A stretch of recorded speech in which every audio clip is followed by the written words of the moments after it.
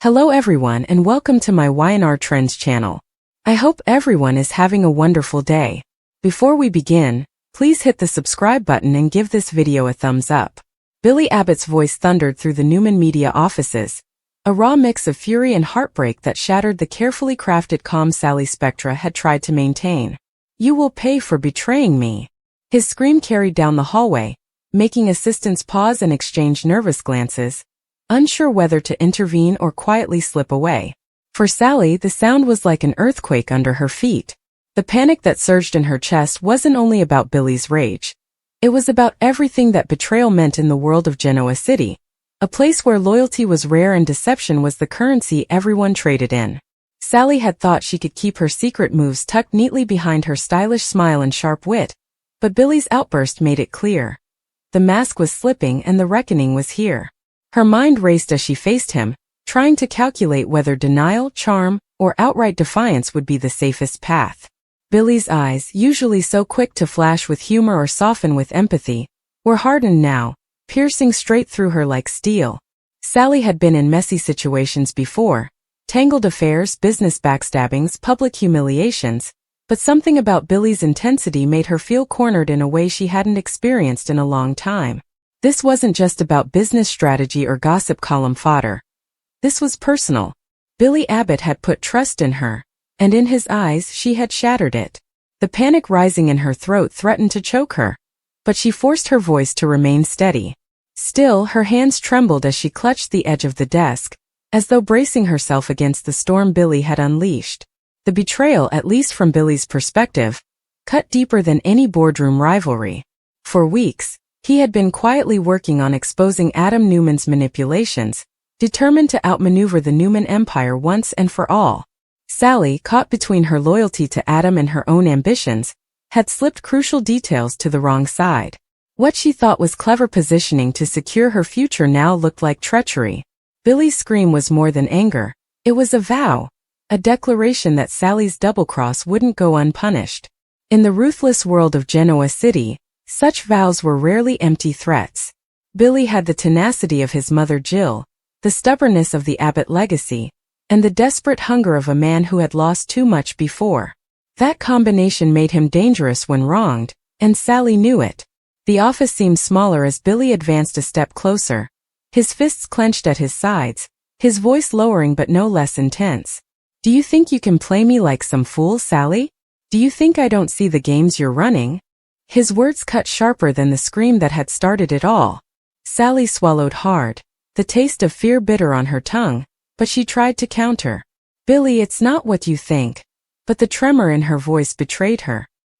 He cut her off with a scornful laugh, shaking his head as if disgusted by her attempt to spin the story. The very skill that had gotten Sally out of countless messes before, her ability to talk, to persuade, to dazzle with half-truths, suddenly seemed powerless against the raw wound of Billy's disappointment and wrath. Panic surged into her chest like a tidal wave, pulling her back into old memories of other times she had been cornered, exposed, and accused. The ghosts of her past betrayals whispered in her ear. Every ex, every employer, every ally she had deceived for the sake of survival. But this was different. Billy wasn't just another man to manipulate, another pawn to move off the board. He was someone who had genuinely believed in her. That realization, bitter and sharp, made her stomach twist. Had she gone too far this time? Was this the betrayal that would finally strip her of every ounce of credibility she had fought to rebuild since arriving in Genoa City?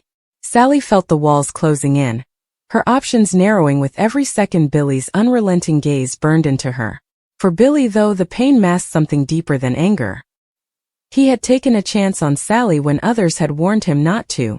He had defended her, trusted her instincts, even admired her resilience. And now, staring at her, he saw not just a woman who had betrayed him but a reflection of every time he had been made a fool in the past. Adam, Victor, Victoria, even Phyllis. Betrayal was a constant refrain in Billy's life, and he had sworn to himself he wouldn't fall victim again. Yet here he was once more, staring into the face of someone who had taken advantage of his trust. His scream had been instinctive, a primal release of fury, but the promise it carried was deliberate. Sally Spectra was about to learn what it meant to cross Billy Abbott when his heart and pride were on the line. The silence that followed Billy's words was deafening. For a brief moment, the office was so still that Sally could hear her own heartbeat pounding in her ears, louder with every second that passed. She tried to steady her breathing, tried to remind herself that she had been through worse.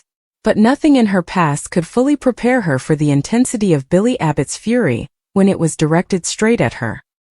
He wasn't just another rival she could outmaneuver with a sly grin and quick wit. Billy wasn't Adam, who could be distracted with promises of loyalty, or Jack, who always had a soft spot for second chances. Billy was unpredictable, capable of reckless choices that could destroy them both if he decided retaliation was the only way forward. And in that moment, Sally realized something terrifying. He wasn't just threatening her reputation. He was threatening her future in Genoa City, and maybe even her ability to hold on to Adam. Billy's jaw tightened as he watched her search for words.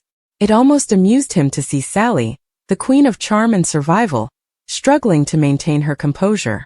But the amusement was fleeting, drowned quickly by the bitterness he felt. "Do you even understand what you've done?"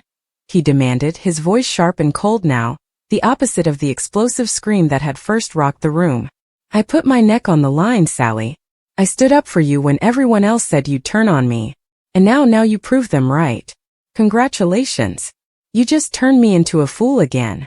The word stung, carrying the weight of all the scars Billy had collected over years of betrayals and failed alliances. In his mind, Sally wasn't just another betrayal. She was confirmation of the curse that seemed to follow him, the inevitability that every time he opened his heart or trusted his instincts, someone would take advantage. Sally wanted to argue, to shout back that Billy was wrong, that her choices hadn't been about betraying him but about protecting herself. But the problem was that deep down, she knew there was truth in his accusations. She had played both sides, thinking she could finesse her way into security by keeping Adam close while still feeding Billy enough to keep his trust. In the dangerous balancing act, she had tipped too far, and now the rope had snapped. "Billy, please, you don't understand the position I was in," she finally whispered, her voice thin and pleading, the panic making her eyes glassy. "I wasn't trying to hurt you. I was trying to survive." But the second the words left her lips, she knew they weren't enough. They sounded weak, selfish, and above all unconvincing to a man who had lost too much already. Survival might have been her excuse, but for Billy, it was simply proof that he hadn't mattered enough for her to choose loyalty. The mention of survival only fueled his fire. "Survival? Is that what you call it? Selling me out to Adam?" Billy's voice rose again and Sally flinched. "You could have come to me. You could have trusted me. But instead you did what you always do, Sally. You looked out for yourself. And now you'll pay for it." The echo of his earlier scream reverberated in the space between them, this time calmer but more dangerous, like a quiet storm gathering power. Sally's chest tightened as if invisible hands were squeezing the air out of her lungs. She knew that once Billy Abbott set his mind on revenge, there was no stopping him. His stubbornness, his relentless drive, his need to prove himself. It all added up to a dangerous cocktail, and she was now the direct target of it. Inside, Billy was battling something even he couldn't fully admit. The anger wasn't just about betrayal. It was about hurt.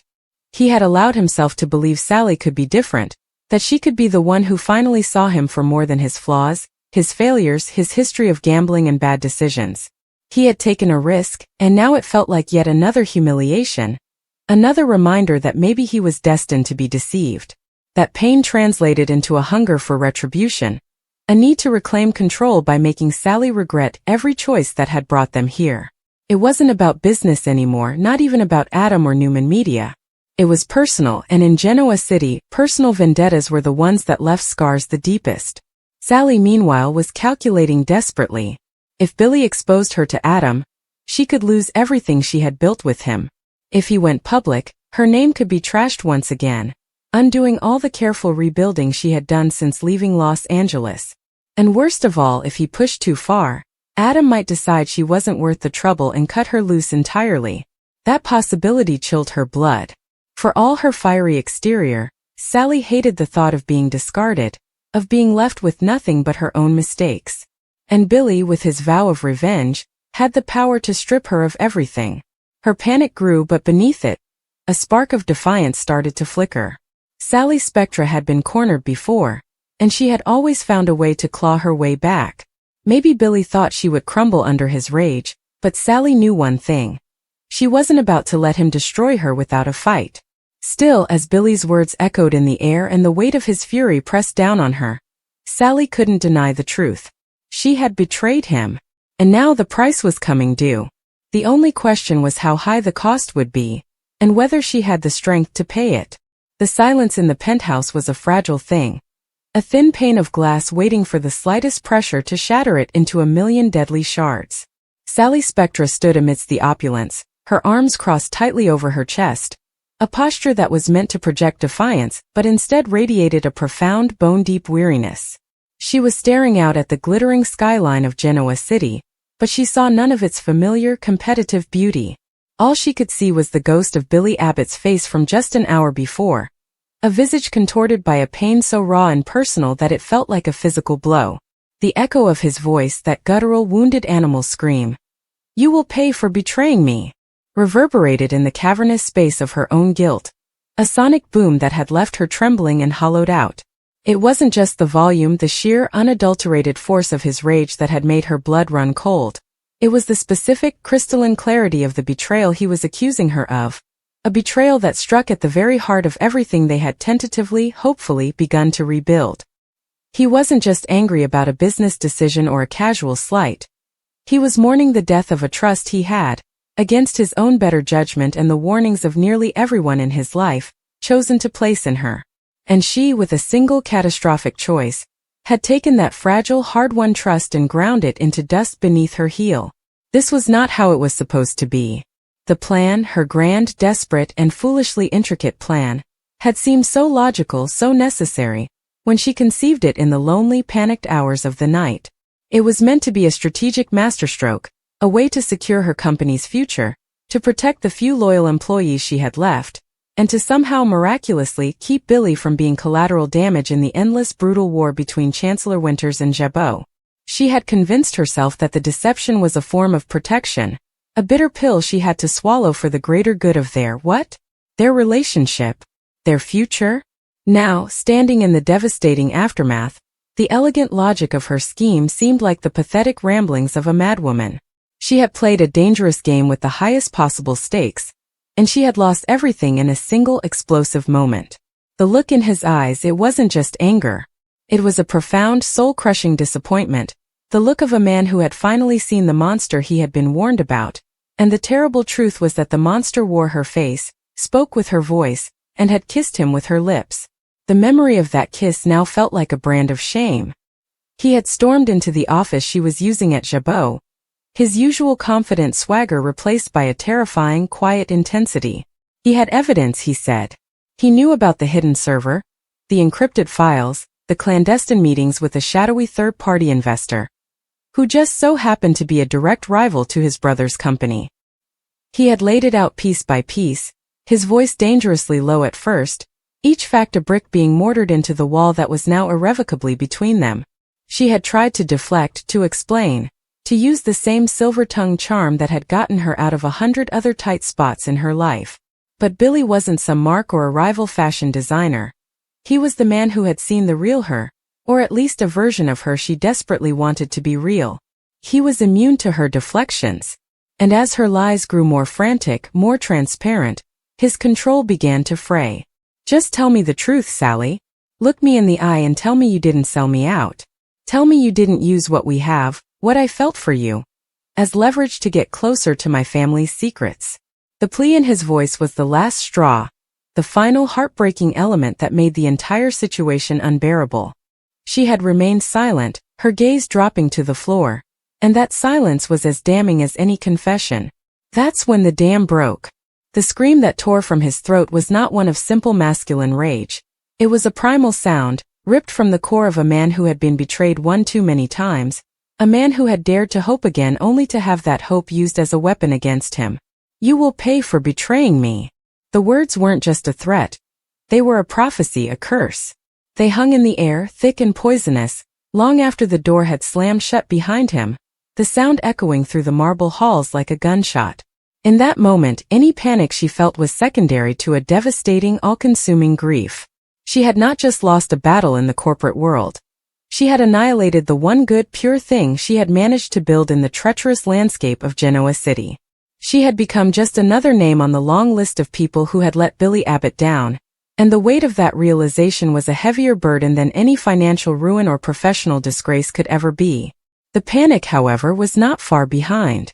It began as a cold trickle in the pit of her stomach, a nervous flutter that quickly escalated into a full-blown tidal wave of dread. You will pay. What did that mean? What form would his retribution take? Billy Abbott was not a man to be taken lightly. He was connected, powerful, and when wounded, he was ferociously intelligent and relentlessly vindictive. He had the resources of both the Abbott family and Chancellor Winters at his disposal. He could destroy Spectra Fashions with a single phone call, ensuring no investor, no bank, no fabric supplier in the state would ever work with her again. He could go public with the story, painting her as a corporate spy, a seductress who used intimacy as a business tactic, forever branding her with a scarlet letter in the industry she had fought so hard to conquer. He could dig into her past, into all the corners she had tried so hard to clean up, and bring every skeleton, every cut corner, every half-truth tumbling out of the closet for the entire world to see. The possibilities were endless, and each one was more terrifying than the last. Her mind raced, constructing elaborate scenarios of her own ruin, each one starring Billy as the calm, cold architect of her demise. She found herself pacing the length of the penthouse, her heels clicking a frantic staccato rhythm against the polished floor. She racked her brain trying to find a way out, a loophole, a desperate play that could somehow mitigate the coming storm. Should she go to Jack Abbott? Plead her case, throw herself on the mercy of the patriarch who had always been, if not a friend, then at least a fair-minded adversary? No, that was a fool's errand. Jack's loyalty would always be to his brother, especially when that brother had been so grievously wronged. Should she preemptively release a statement? Go on the offensive? That would only pour gasoline on the fire, confirming Billy's accusations and making her look even more guilty and manipulative. Maybe she could run. Just pack a bag, liquidate what assets she could and disappear. The thought was seductive in its simplicity, a fresh start in Milan or London, somewhere far from the suffocating drama of Genoa City. But even as the fantasy unfolded in her mind, she knew it was impossible. Running was an admission of total defeat. It would mean that everything she had built, every struggle she had endured, every late night and early morning spent pouring her soul into her designs, had all been for nothing. It would mean that Billy had won, that he had successfully erased her. She couldn't allow that. She was Sally Spectra, from the line of legendary Sally Spectras. She was a fighter. But for the first time in her life, she felt utterly disarmed, her usual arsenal of charm, cunning, and sheer bravado rendered completely useless against the sheer, unadulterated force of a broken heart she herself had shattered. The following days passed in a blur of anxious paralysis. Her phone, usually a constant source of buzzing activity, was ominously silent. No calls from her assistant, no emails from potential clients, no texts from the few friends she had in the city.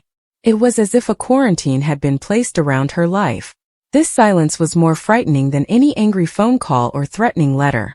It was the silence of the calm before the storm, the quiet plotting of her enemy. She jumped at every sound, her nerves stretched to their breaking point. Every time the penthouse intercom buzzed, her heart would leap into her throat, convinced it was a process server delivering a lawsuit. Every time she walked down the street, she scanned the faces around her, half expecting to see a reporter lurking with a camera or the cold, satisfied smirk of one of Billy's allies. She was living in a state of constant, high-alert fear, and it was exhausting her, draining the very life from her. Sleep was impossible. When she did manage to drift off, her dreams were haunted by Billy's face, his eyes accusing her, his voice echoing that terrible promise of payment.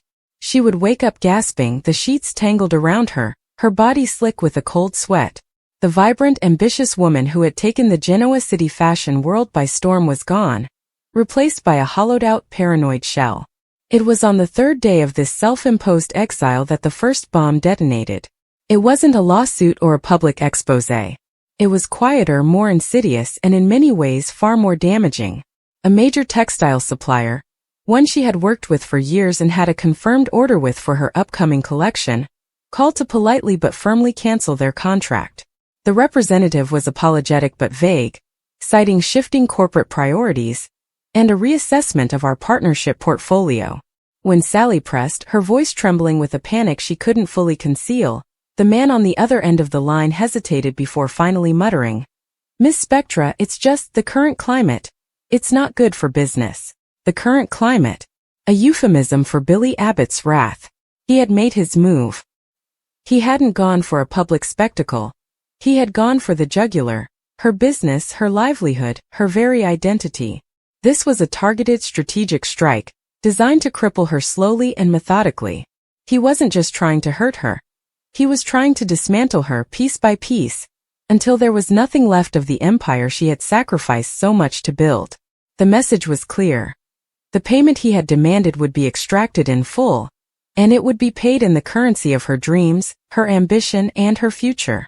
The cancellation of the fabric order was just the beginning, the first crack in the dam. Over the next 48 hours the floodgates opened. An investor who had been days away from signing a 7-figure check suddenly went incommunicado. A featured spot in a prestigious charity fashion show, one she had been guaranteed, was mysteriously given to a rival designer. Whispers began to circulate through the city's elite social circles. Whispers that painted her as unstable, unreliable, and most damningly duplicitous. The narrative was being carefully crafted, and she was powerless to stop it. Billy was using his influence, his network, the immense power of the Abbott name to systematically isolate her. He was cutting off her oxygen supply one connection at a time. She felt like a spider in a web, watching as the strands she had so carefully spun were being snipped, one by one, until she was left dangling in the void, waiting for the final fatal plunge. Her attempts to fight back were futile. Calls were not returned. Emails bounced back with polite, automated responses. Doors that had once been open to her were now firmly, irrevocably closed. She was being blacklisted, and the architect of her exile was the man who, just weeks ago, had held her in his arms and whispered promises of a future she had been foolish enough to believe in. In her desperation, she even considered reaching out to Adam Newman. If anyone understood the exquisite pain of being an outsider, of being hunted by the so-called righteous citizens of Genoa City, it was him. Their history was complicated, a tangled web of attraction, manipulation, and mutual understanding of what it meant to be the villain in everyone else's story. He had a certain ruthless genius for navigating exactly this kind of crisis, but the thought of exposing her vulnerability to Adam, of giving him that kind of power over her, was a risk she wasn't sure she could take. He was a savior who would undoubtedly demand a soul in return, and she wasn't sure she had any pieces of hers left to barter. Furthermore, aligning herself with Adam would only confirm Billy's worst suspicions about her character, cementing her status as the enemy in the ongoing Abbott-Newman Cold War. It was a move of absolute last resort, a pact with the devil she knew all too well. The isolation was becoming unbearable. She had never felt so alone.